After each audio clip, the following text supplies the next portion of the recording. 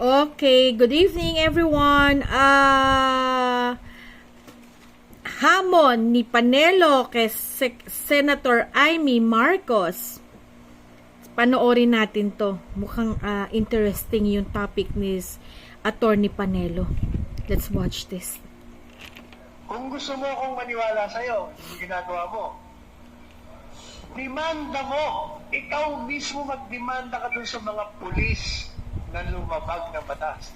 Number 1. Number 2, kung talagang mali ang ginawa ng gobyerno ito at ang puno ng gobyerno ay yung kapatid, maghain ka ng impeachment laban sa kapatid mo kapag yan ay culpable violation of the Constitution.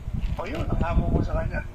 O, Senadora, Diba? kung gusto mo akong maniwala, So, malinaw pa sa sikat ng araw na may mga nilabag na batas itong mga kapulisan natin na siyang nag-participate no dito sa pwersahang pagdukot o pagkuha kaya dating Pangulong Rodrigo Duterte dito sa loob ng Villamor Air Base na di umano ito nga ay isang warrantless, kung kaya't hinihikayat namin si Senator Amy Marcos na siya ay magsampa ng kaso sa mga pulis na involved dito sa pangyayari na ito.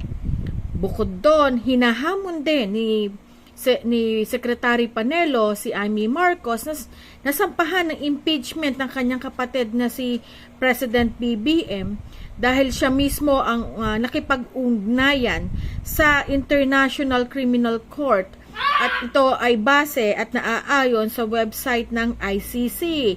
Ano na kaya mangyayari dito pagkatapos ng hamon na ito ni Secretary Panelo?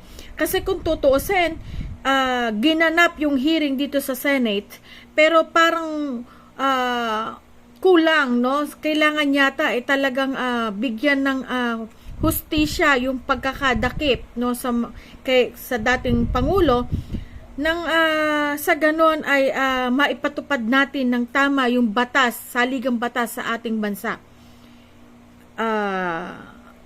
Ito lang po ay ang aming hinaing at pinararating sa ating kay Senator Amy Marcos.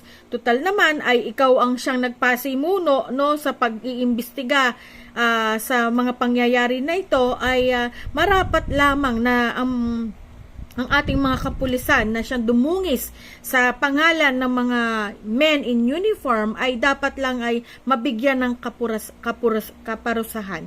Ito lamang po, maraming salamat.